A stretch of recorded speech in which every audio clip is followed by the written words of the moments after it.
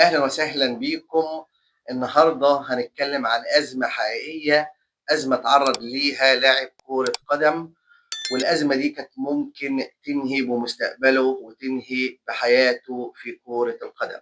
ولكن في برنامجنا النهاردة احنا ما بنتكلمش عن لاعب عادي، احنا بنتكلم عن نجم عالمي، على نجم لو في عدالة كان زمان النجم ده حصل على البالون دور أكتر من مرة. النجم ده أرقامه بتتكلم عنه، النجم ده عنده ثقة في الله عز وجل وثقة في نفسه. أكيد كلكم عرفتم مين النجم اللي أنا بتكلم عنه. أهلا وسهلا بيكم في قناتكم الكورة تحت الضغط. النهاردة في حلقتنا احنا بنتكلم عن الأسباب والعوامل اللي لازم تبقى عند كل لاعب كرة قدم وكل جهاز فني عشان يستغلها في لعب كرة القدم، ويستغلها اللي هو يبان بصورة أفضل قدام نفسه قدام جمهوره، ويظهر إمكانياته في الملعب. النهاردة محمد صلاح بنجوميته بقدراته اتعرض لموقف صعب جدا من أرن سلوت وإدارة نادي ليفربول.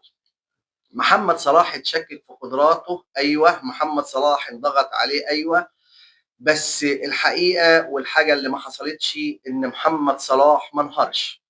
ليه محمد صلاح ما انهارش؟ لأن اللي حصل من محمد صلاح اللي هو ضغط إعلاميا على المدرب، وفي نفس الوقت المدرب ضغط إعلاميا على محمد صلاح، والجمهور وقف يتفرج على الاثنين مين اللي هيكسب، وإدارة نادي ليفربول كانت مستنية مين فيهم اللي هيكسب، وكانت هتستثمر فوز أحد الطرفين.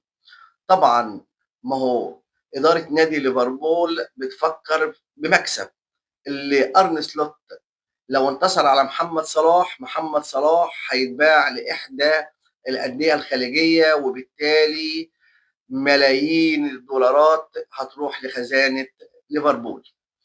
ولو أرن سلوت اتصالح مع محمد صلاح هيبقى في استقرار في النادي، يبقى كده كده إدارة نادي ليفربول في كلتا الحالتين مستفيدة. ولكن محمد صلاح كان قدامه طريق من الثلاث طرق. اول حاجه اللي محمد صلاح يسكت وما يتكلمش ويشوف ايه اللي هيحصل. الطريق الثاني ان محمد صلاح يضغط على نادي ليفربول على قد ما يقدر. الطريق الثالث اللي محمد صلاح الازمه دي تخليه ينهار ويبطل كوره. محمد صلاح اختار الثبات الانفعالي وضبط النفس، ودي العوامل النفسيه اللي احنا بنتكلم عنها. ثباته الانفعالي خلاه يبص للأزمة كويس، ويبقى عارف هو هيعمل ايه فيها. مش كل فعل ومش كل ضغط يا جماعة محتاج رد فعل.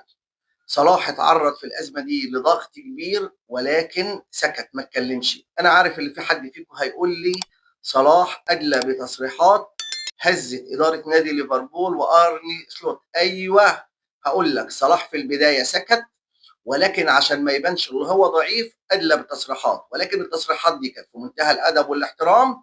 وقال مش هي دي الصوره اللي انا انهي حياتي في ليفربول بيها. انا كنت لازم انهي حياتي في ليفربول بصوره كويسه ومحترمه. والتصريحات ديت خلى جمهور ليفربول يتعاطف معاه اكتر، واداره نادي ليفربول تحترمه اكتر. طب ليه احترمته؟ احترمته لان هنا صلاح ما ضغطش عليهم اكتر من اللازم، اللي صلاح ما قسمش اوضه اللبس، اللي صلاح ما استغلش نجوميته في ليفربول و... وقسم الفرقه نصين، نص معاه ونص مش معاه، وبالتالي خلى شكل فرقه ليفربول وحشه. موقف صلاح خلى إدارة نادي ليفربول وجمهوره يحترموا صلاح ويقدروه أكتر من الأول. احترام نادي ليفربول لصلاح خلى أرن سلوت يفكر بعقلانية. أول ما اتعرض الصلح على أرن سلوت اللي هو هيقعد مع محمد صلاح في بيت صلاح، وافق عشان ينهي الأزمة. وبالفعل الأزمة ما بين أرن سلوت ومحمد صلاح انتهت في بيت محمد صلاح. بالراحه كده وبالهداوه وقول لي ليه ارن سلوت نهى الازمه. ارن سلوت مدرب واضح اللي هو مدرب ذكي وبيفكر. ارن سلوت قال لك ماتش برايتون اخر ماتش لمحمد صلاح وبعديها يروح افريقيا.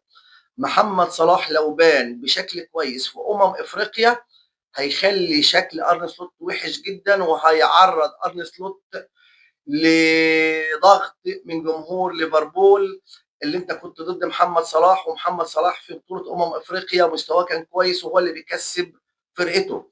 فارن سلوت حب يمسك العصايه من النص ويلعبه عشان يقول للجمهور اهوت خلاص انا الازمه بينه وما بين صلاح اتحلت. وده اللي حصل في ازمه صلاح مع ارن سلوت. عاوزكم تكتبوا لي في الكومنتات هل كده بالفعل الازمه اتحلت؟ وهل الازمه دي هتاثر على مستوى محمد صلاح في افريقيا؟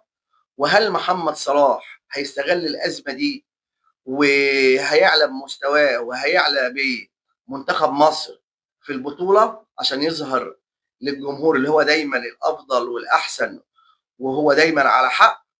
اكتبوا لي في الكومنتات لايك وشير وسبسكرايب عشان يوصلكم كل جديد. دمتم في رعايه الله، والسلام عليكم ورحمه الله وبركاته.